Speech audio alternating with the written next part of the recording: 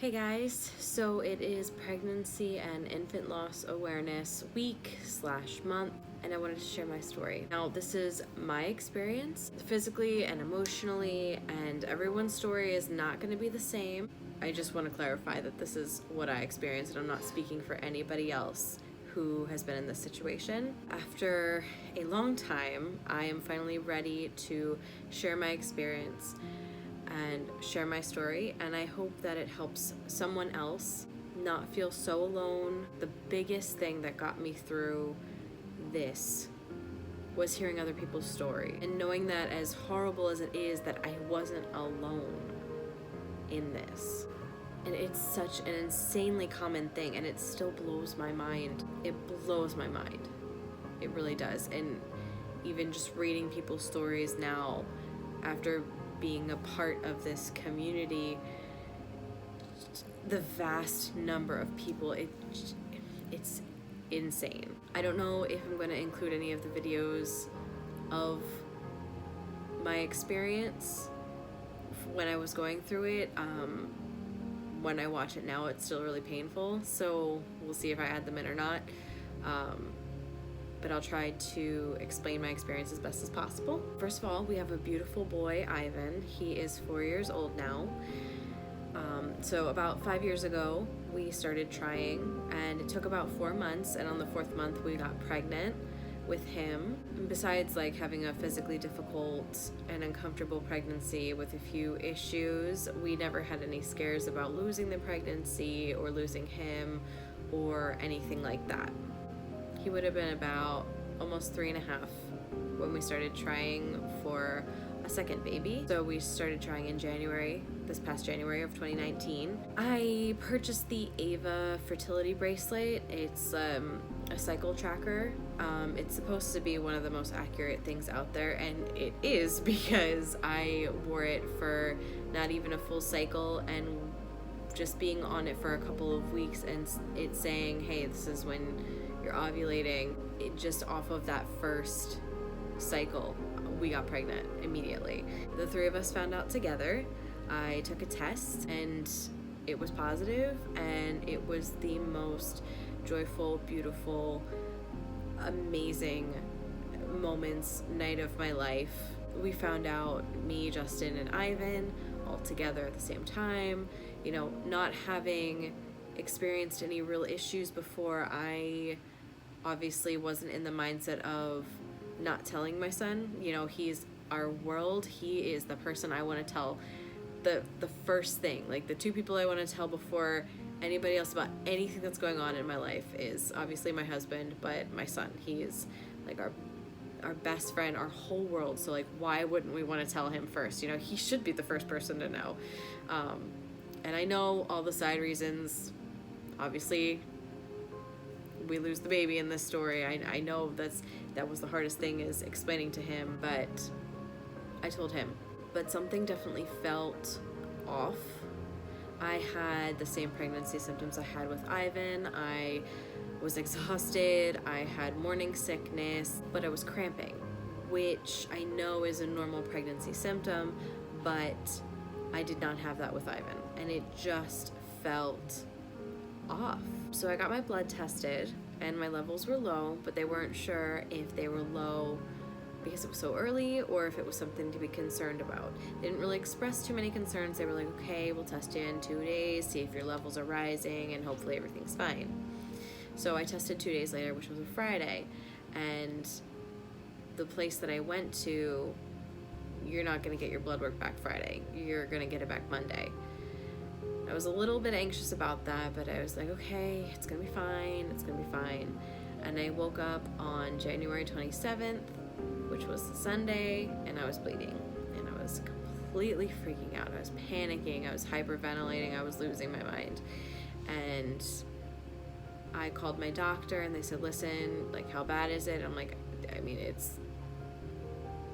I'm bleeding, So they said, okay, we'll get the results back tomorrow, and we'll know how to go from there. So I tried to stay hopeful over the next day. Unfortunately, Justin had to go on a work trip, so that was really, really hard, but I told him to go anyway because the results were going to be what they were going to be. Him staying wasn't going to make a difference. So I finally got the call that we were going to miscarry, and that was really, really, really hard. The hardest part was explaining it to Ivan, obviously, and obviously that's on us for telling him, but I don't regret telling him. It's been hard ever since then because he still asks for a sibling. So this experience really broke me. I kind of lost it for a while. I definitely got some form of depression. I feel like I kind of went crazy. My cycle and my hormones were all over the place. My mind was all over the place. I wanted to try again immediately because I was convinced that I could bring the baby back. It just felt like I was scrambling around all the time, and I was trying to find the thing that was missing, but I couldn't bring it back. Being a mom already, the guilt, even though there was nothing that I could have done, the guilt, I was just filled with such horrible guilt and feelings. And what if I hadn't done this? What if I had done this? What if I just stayed home? The hardest part was already knowing what I've lost. I have this beautiful child, and I know that I am not having this one. And that really, I'm gonna keep saying this, but it broke me. I've been broken for the last 9 months. I've been a broken person because that's what it did to me. So after that, it took about 4 months of my cycle being all kinds of crazy, skipping, not skipping, short periods, long periods, it was insane. And I was driving myself insane, constantly tracking everything, trying to figure out why is this so much longer? Why is this so much shorter? Why is this happening? When can I try again? This and that. I felt like my brain was gonna explode. So I stopped wearing the bracelet. I stopped tracking everything. I stopped paying attention to absolutely everything. And then I got pregnant again at the end of May. For the second pregnancy, I was completely stunned. I was numb. I didn't want to give myself hope, so I didn't let myself feel anything. I just completely disconnected myself from what I was experiencing. I was exhausted. I had the morning sickness again. My tests were very light. The blood tests were very low, much lower than the other one. I think with the first one, it was around an 11 or 12. And then the second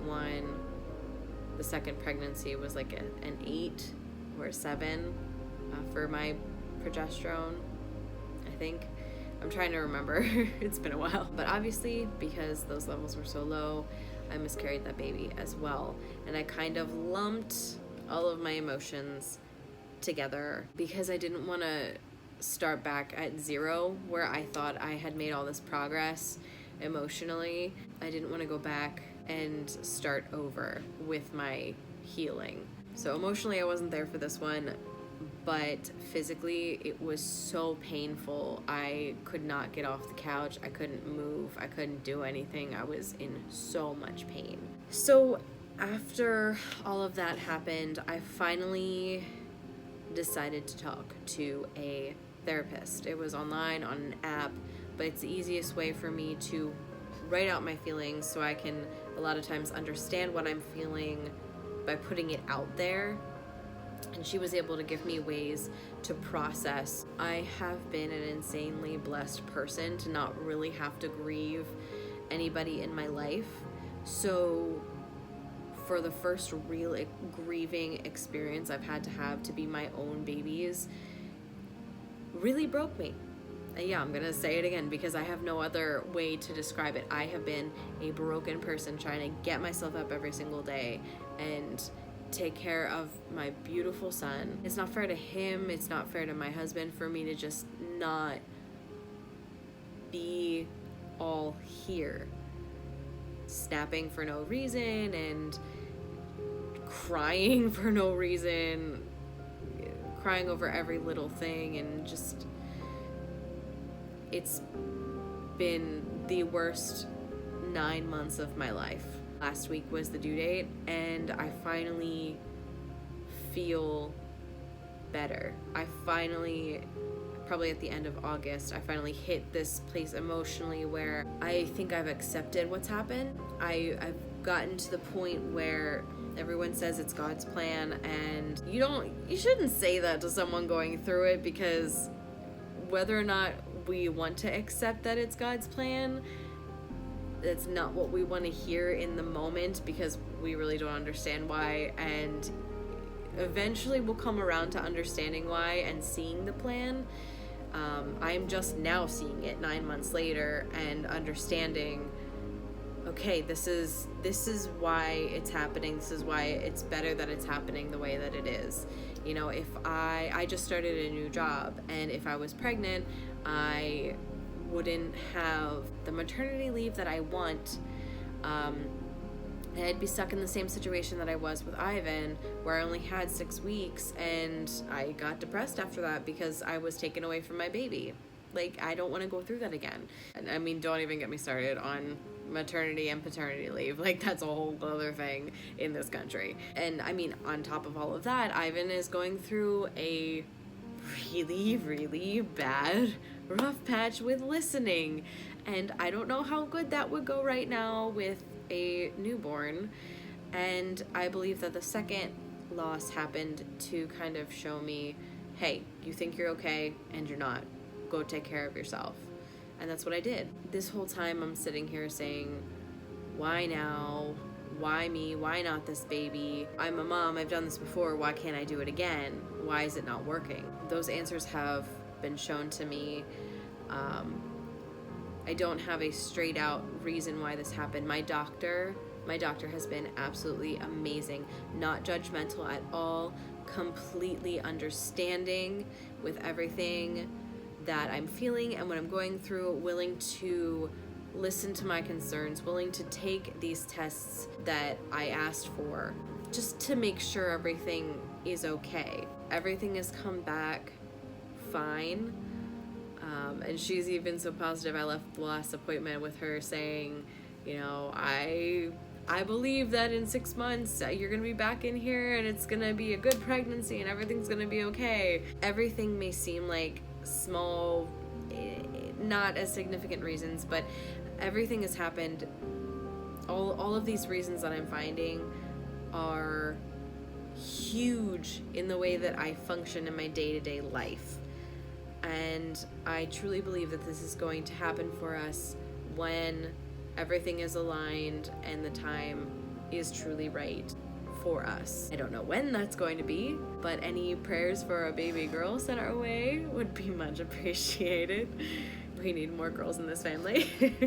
But now that I've had the time to process everything and I feel like a normal functioning human being again, I still have my bad days. There are still days where I have complete mental breakdowns, but most of the time I'm having good days and I feel good finally. But now that I'm feeling okay, the main reason I'm ready to tell my story now is so that anyone that has gone through, is going through, or is going to go through this situation, which I would not wish this on my worst enemy. Not that I have any enemies. It's so that they know they're not alone. You are not alone. I am not alone. My heart and my prayers are with you all going through this, but just so you know, you will be okay. I'm okay. I'm not okay sometimes, but we all have gotten through this. It will still be painful and it will take time for the most part. Some people it doesn't take a lot of time, and that's okay too. We'll always feel this loss that we experienced, but it will become livable again. You'll be able to breathe without crying. You'll be able to walk past a pregnant woman, a newborn baby, see that pregnancy announcement without feeling like you're being stabbed in the gut. And maybe you don't want to share your story, and that's okay, but that's what people who've shared their story, what I'm doing, are there for. You are not alone. And with sharing our stories, at least I'm hoping we're getting to the point where people are realizing that this is normal and this happens, and even though it's the worst thing in the world, it's normal.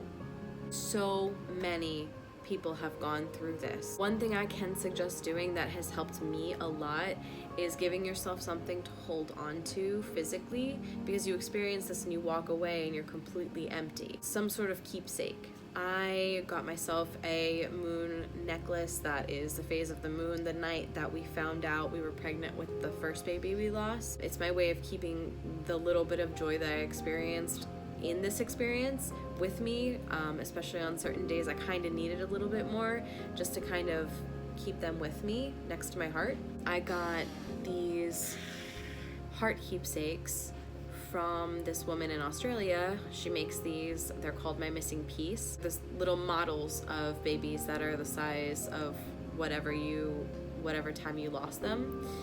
The first one I believe was a girl, and so I got her right here.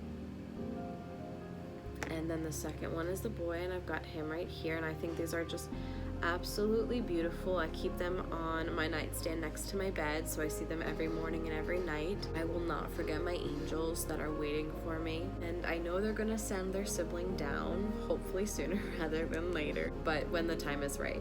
Thank you for hearing my story. I hope that it helps someone the way that I've been helped with other people's experiences. I've had an amazing support system with my family and my friends. You all know who you are to get through this. If you want to share your story, please feel free. And thank you again. God bless. And I wish baby dust, sticky baby dust, on all of you who are wishing for it. Bye, loves.